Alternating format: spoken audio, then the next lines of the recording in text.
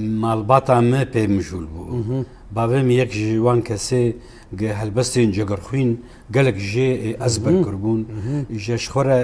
سجلاند بود تدی هنگی مسجله بون بله تیده جاری جمر دنگی خود دانی سر كاسيت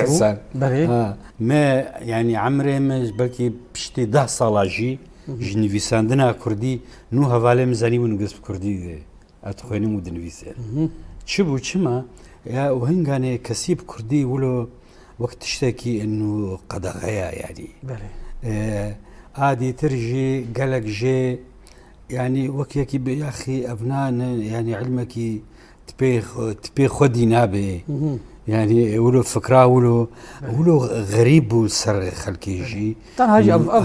بس ما تهيبتيك ويل جمعبو مزاني قيمتك ويزاني بو از اشترت تشكيدي بيجم قوتارك مسعود محمد هابو لسر الزمان هي الجمنة طبعا اوياك فوتوكوبي قرقلا ديت ياو قوفارد البغداد دركتيا وقت دياري هاتيا جامعة حلبي قلت كي بركي اشاميجي هنغاني هبو شما از هات مزماني كردي شو بشتي او قوفار مديت انه من قيمة زماني كردي ديت يعني مجور ناسكر زماني كردي زماني كي زنجينة اللي اما كار تيدا نابي الجمع قدغايا كس تيدا كارناكي بس الكردستاني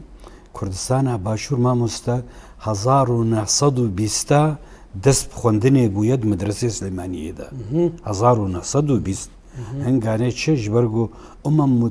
متحدة هنگانه جرد قوتن عصبة الأمم متحدة جو اعتراف بعراق ناكن حتى حكم ذاتي كردي بدوا ثقافة كردي توظيفة كردي مثلا يعني افتح الورفي جد 1920 دا كتابين كردي كتنا مدرسة ابتدائي دا شكرن ودانا طلابة بكردي خوان